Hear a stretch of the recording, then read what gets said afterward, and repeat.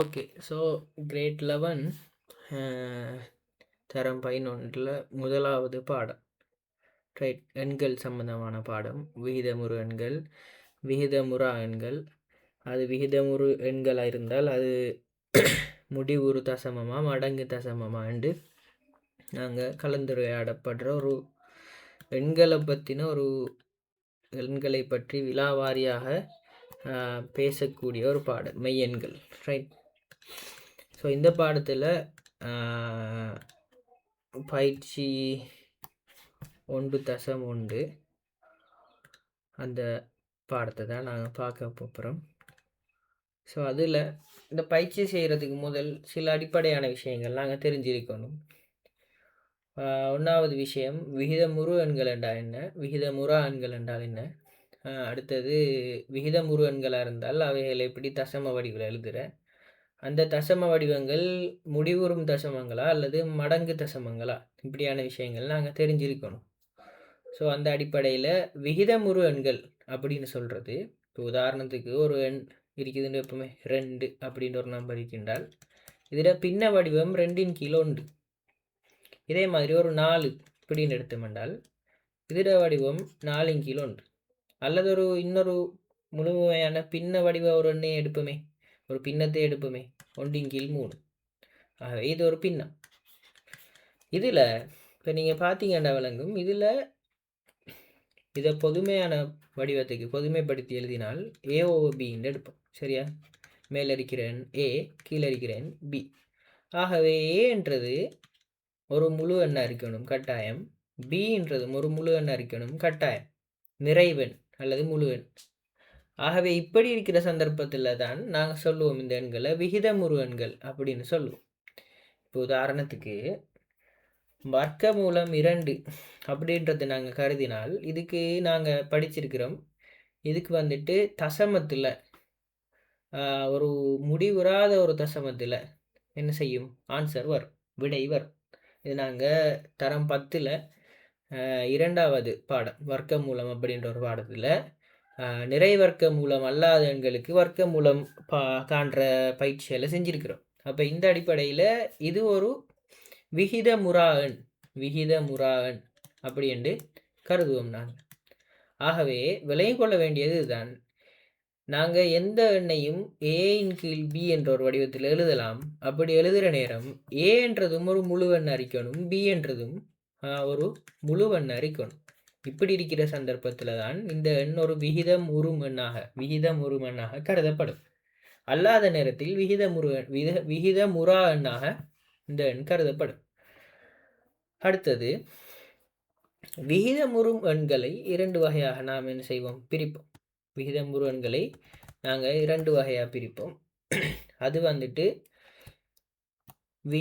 முடிவுறும் தசமம், அடுத்தது மடங்கு தசமம். ரைட்.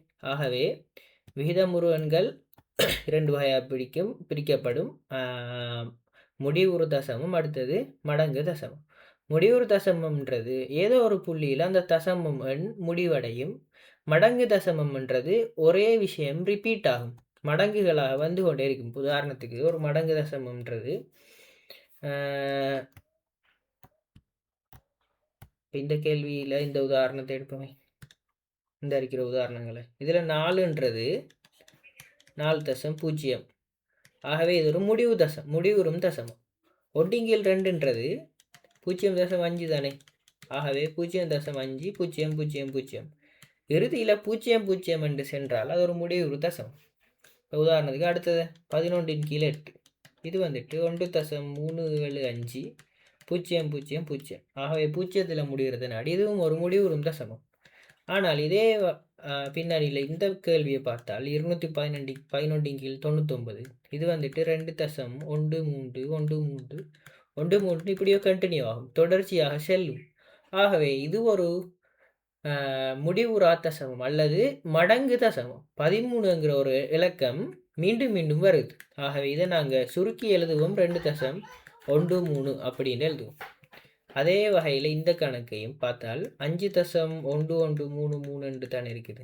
ஆகவே இதையும் நாங்கள் எழுதியலும் சுருக்கி 5.13 ஒரு தரக்க 3 எழுதிட்டு டாட் டாட் டாட் வச்சால் இது ஒரு மடங்கு தசமமாக கருதப்படும்.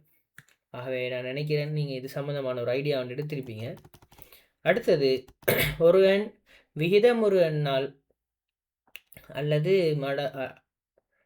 முடிவுறு தசமமா அல்லது மடங்கு தசமமான்னு கண்டுபிடிக்கிறதுக்கு பகுதி எண் வந்துட்டு 2 அல்லது 5 வழுக்களாக இருக்க வேண்டும். 2 அல்லது 5 வழுக்களாக இருக்க வேண்டும் பின்ன வடிவில் எழுதுகிற நேரம்.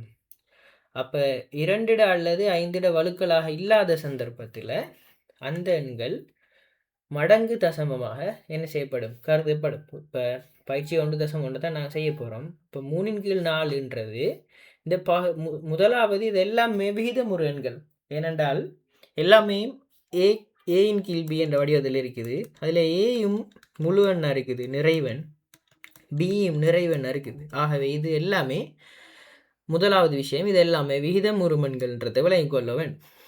அடுத்தது, இதுகள் வந்துட்டு முடிவுறு தசமமா அல்லது மடங்கு தசமமானு கண்டுபிடிக்கிறதுக்கு பகுதி இலக்கம், இந்த பின்ற இலக்கம் 2 வலுவா அல்லது 5 வலுவா. 2 வலுவன்ட்டா உங்களுக்கு தெரியும், 2 1ஆம் அடுக்கு, 2 2ஆம் அடுக்கு, 2 3ஆம் அடுக்கு. இதைத்தான் நாங்கள் 2 வலுக்கள்னு சொல்லுவோம். 5 வலுக்கள்னு சொல்லுவோம். 5 1ஆம் அடுக்கு, 5 2ஆம் அடுக்கு, 5 3ஆம் அடுக்கு. இதைத்தான் நாங்கள் 5 வலுக்கள் அப்படின்னு நாங்கள் மென்ஷன் பண்ணுவோம். ஆகவே எனக்கு தெரிய வேண்டிய விஷயம், ஒன்றாவது இது எல்லாமே விகிதமுறு எண்கள். காரணம், மேலே பின்ன வடிவில் எழுதுகிற நேரம் தொகுதி எண்ணும் பகுதி எண்ணும் முழு எண்களாக இருக்குது. ஆகவே இது வந்துட்டு விகிதமுறு எண், அது கன்ஃபார்ம், அது நாங்கள் ஷுவர் பண்ணி சொல்லலாம். அதே நேரம் இது ஒரு மடங்கு தசமமா அல்லது முடிவுறு தசமமான்ட்டு நாங்கள் அதை கண்டுபிடிக்கிறதுக்கு பகுதி எண்ணை செக் பண்ணுவோம். அந்த பகுதி எண் 2 அல்லது 5 வலுவாக இருந்தால் அது வந்துட்டு முடிவுறும் தசமம். அல்லாத சந்தர்ப்பத்தில் அது ஒரு முடிவுறாத மடங்கு தசமமாக இருக்கும். Okay, right. இப்போ உதாரணத்துக்கு முதலாவது கேள்வி 3/4ன்றது 4ன்றது 2 மடங்கு, 2 2ஆம் அடுக்கு. ஆகவே இது கட்டாயம் ஒரு முடிவுறு தசமமாக இருக்க வேண்டும்.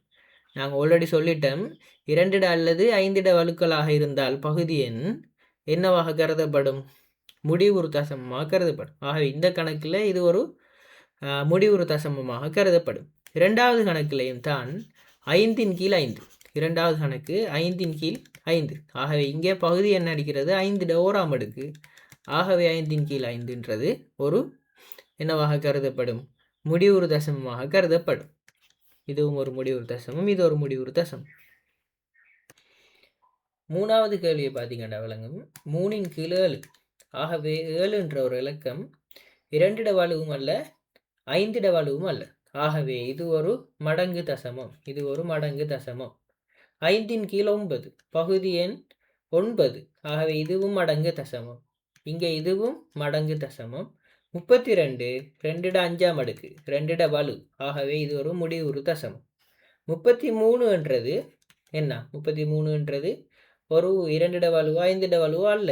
ஆகவே இது ஒரு மடங்கு, இதுவும் ஒரு மடங்கு தசமம்.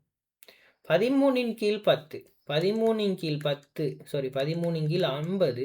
இப்போ இதை நாங்கள் ஃபஸ்ட்டுக்கு 1.3/5 என்று எழுதணும். எழுதிட்டு அதன் பிறகு 5ன்றது 5 வலுவே. ஆகவே இதுவும் ஒரு முடிவுறு தசமம். அதே போல் 7/64, 64ன்றது 2 வலு, 2 6ஆம் வலு. ஆகவே 2 6 என்றால் 2 தர 2 தர 2 தர 2 தர 2 தர 2. ஆகவே 64. ஆகவே இதுவும் ஒரு முடிவுறு தசமம். 84, 84ன்றதும் ஒரு இந்த கேள்வியில் 84ன்றதும் ஒரு 2 வலுவோ அல்லது 5 வலுவோ அல்ல. ஆகவே இதுவும் ஒரு மடங்கு தசமம். 128 2 வலு, 128 என்ன, 2 வலு. ஆகவே 2 7ஆம் வலு, 2 7ஆம் அடுக்கு. ஆகவே 128. ஆகவே இதுவும் ஒரு முடிவுறு தசமம். அதே நேரம் 41/360 இந்த கேள்வியை பார்த்தீங்கன்னா விளங்கும். 360 அப்படின்றது 2 வலுவும் அல்ல, 5 வலுவும் அல்ல. ஆகவே 360 அப்படின்னு சொல்றதும் 2 வலுவோ அல்லது 5 வலுவோ அல்ல. ஆகவே இதுவும் ஒரு மடங்கு தசமமாக கருதப்படும். ஆகவே இதில் இப்ப பகுதி எண் வந்துட்டு 2 வலுவாகவோ அல்லது 5 வலுவாகவோ வரும் சந்தர்ப்பத்தில் மட்டும் என்ன? நாங்கள் அதை ஒரு விகிதம் முடிவுறு தசமமாக கருதுவோம். அல்லாத சந்தர்ப்பத்தில் அது ஒரு மடங்கு தசமமாக வரும். அடுத்ததாக இதில் இன்னொரு கேள்வி கேட்கிறான். மடங்கு தசமமாக இருக்கும் பின்னங்களை தசம வடிவத்தில் காட்டி சுருக்கி எழுதுக. தசம வடிவத்தில் காட்டி சுருக்கி எழுதுக. ஆகவே நீங்கள் என்ன செய்யணும் என்றால் இந்த சி, டி, இ, அடுத்தது ஜி, அடுத்தது ஜே, இந்த ஐ, ஜேகேஎல், இந்த கேள்விகள் அனைத்திலையும் இதை வந்துட்டு பிரிக்கணும். ஒவ்வொரு நம்பரையும் வகுத்தல் முறை மூலம் பிரித்து அதில் வரும் தசமங்களை பெற்றுக்கொண்டு அதிலிருந்து நீங்கள் சுருக்கி எழுதுறதுக்கு பழகும். இந்த அறிக்கை இப்படி பிரித்து வச்சிருக்கிறான். மடங்கு தசமமாக வார நேரம் இதை எப்படி சுருக்கி எழுதுதல் என்ற ஒரு வழிமுறையை இவன் பின்பற்றி எங்களுக்கு காட்டியிருக்கிறான். மிக தெளிவாக இருக்குது இது புத்தகத்தில். ஆகவே நீங்கள் இதை பார்த்தா விளங்கும். ஆகவே நீங்கள் இதை பிரித்து அதுக்கப்புறம் அதில் வார ஆன்சரை வச்சு அதை எப்படி சுருக்கி எழுதலும்ன்றதை நீங்கள் உதாரணங்கள் மூலம் பார்த்துக்கொள்ள இயலும். ஆகவே இவ்வளவுதான் பயிற்சி 1.1 விளக்கம். பயிற்சி 1.2 சந்திப்போம்.